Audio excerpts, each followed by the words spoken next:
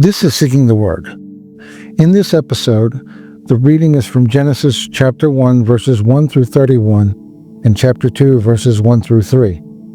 The purpose of this episode is to read the text as written in order to understand what it says, not to preach, not to teach. Genesis 1. In the beginning, God created the heavens and the earth. The earth was formless and empty. Darkness was on the surface of the deep. God's Spirit was hovering over the surface of the waters. God said, "Let there be light," and there was light. God saw the light and saw that it was good. God divided the light from the darkness. God called the light day, and the darkness he called night. There was evening and there was morning, the first day. God said, "Let there be an expanse in the middle of the waters, and let it divide the waters from the waters." God made the expanse and divided the waters which were under the expanse from the waters which were above the expanse, and it was so. God called the expanse sky. There was evening and there was morning, a second day. God said, "Let the waters under the sky be gathered together to one place, and let the dry land appear." And it was so. God called the dry land earth, and the gathering together of the waters he called seas. God saw that it was good.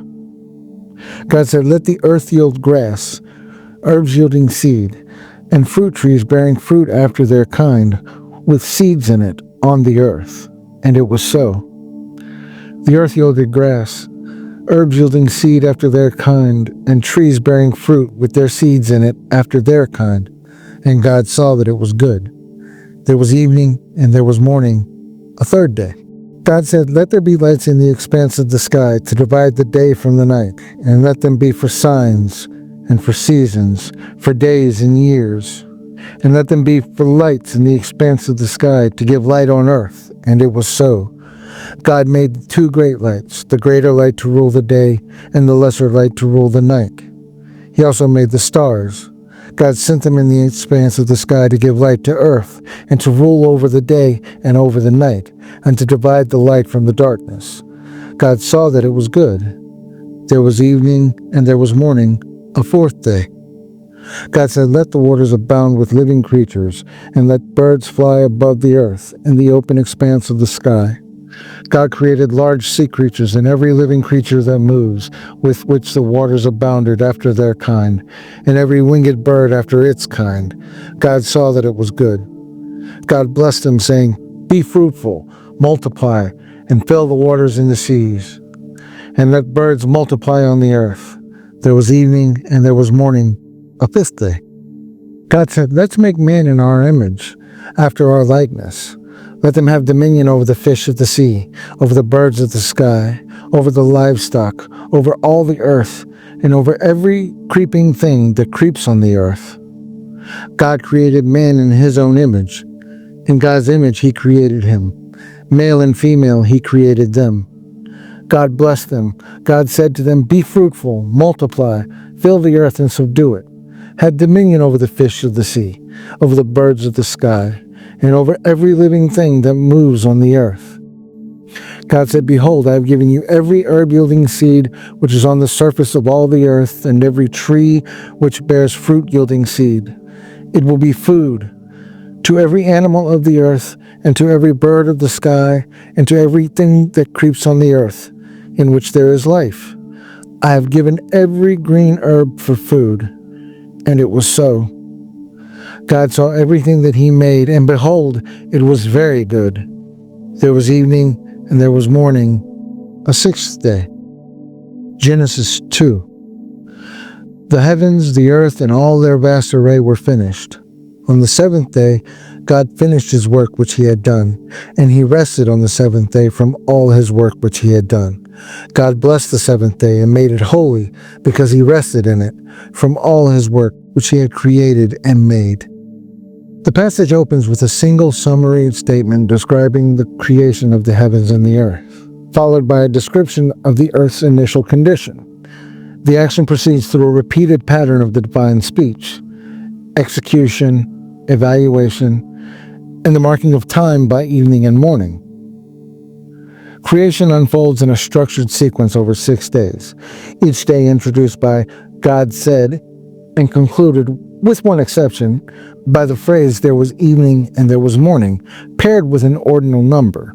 Several acts involve separation or division, light from darkness, waters from waters, sea from dry land, and day from night. The passage repeatedly notes that God saw that it was good, with this evaluation occurring after major creative acts, and intensifying at the end with "very good." Blessings appear first with living creatures and then with humanity, alongside instructions related to multiplication and dominion. Humanity is introduced after the land animals and is described with distinct language, including references to image, likeness, and shared male and female creation. The provision of food is stated explicitly for both humans and animals.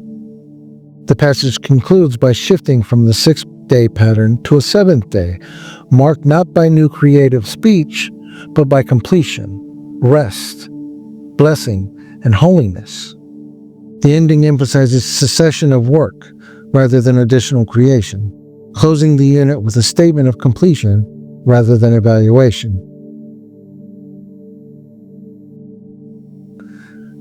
As I listen to the repeated pattern of "God said" followed by immediate action, what stands out to me is how ordered and logical the process is.